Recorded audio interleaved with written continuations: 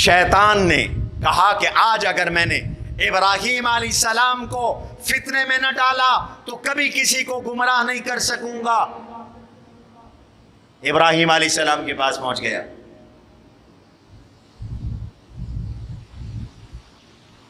آپ کے بیٹے کا کیا قصور ہے، اس کو ذبح کر رہی ہیں۔ جب پہلے جمرہ کے پاس پہنچے تو یہ وسوسہ ڈالا، ابراہیم علیہ السلام نے 7 کنکریاں ماری۔ پھر جمرہ وسطیٰ کے پاس پہنچے، پھر یہی خیال ڈالا، پھر 7 کنکریاں ماری۔ پھر جمرہ کبریٰ کے پاس، جمرہ عقبہ کے پاس، بڑے شیطان کے پاس پہنچے، پھر یہ خیال ڈالا، پھر 3 کنکریاں ماری۔ اور بعض روایات میں آتا ہے حضرت اسماعیل علیہ السلام کی والدہ کو وسوسہ ڈالا، انہوں نے کنکریاں ماری 7۔ پھر اسماعیل علیہ السلام کو کہا تیرا کیا قصور ہے، تجھے ذبح کر رہے ہیں، انہوں نے 7 کنکریاں ماری۔ پھر ابراہیم علیہ السلام کو وسوسہ ڈالا کہ اتنا پیارا بچہ، لاڈلا بچہ مانگ مانگ کے لیا، 90 سال کی عمر میں ملا، اب یہ چلنے پھرنے لگا ہے، کیوں اس کو مار رہے ہو، قتل کر رہے ہو؟ انہوں نے کنکریاں ماری۔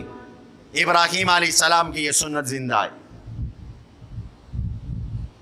حجاج کرام ماشاءاللہ مکہ مکرمہ میں پہنچ چکے ہیں، 8 ذی الحج کو مینا جائیں گے، 9 کو عرفات جائیں گے، 10 کو مینا آئیں گے، جمرہ عقبہ کی رمی کریں گے ابراہیم علیہ السلام کی اقتداء میں، اور پھر 11 اور 12 کو تینوں جمرات کی رمی کریں گے، 7 کنکر ماریں گے، جیسے ابراہیم علیہ السلام نے 7 کنکر مارے تھے، یا حضرت ابراہیم علیہ السلام کی اہلیہ نے، اسماعیل علیہ السلام نے ایک شیطان کو ایک مقام پر 7 کنکر مارے، اور جمرہ عقبہ کے پاس ابراہیم علیہ السلام نے کنکر مارے، تو تینوں جگہوں پر حاجی بھی کنکر ماریں گے۔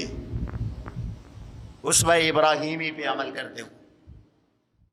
قد عظمت فللأمجاد بانيها ومن يسعى إلى العليا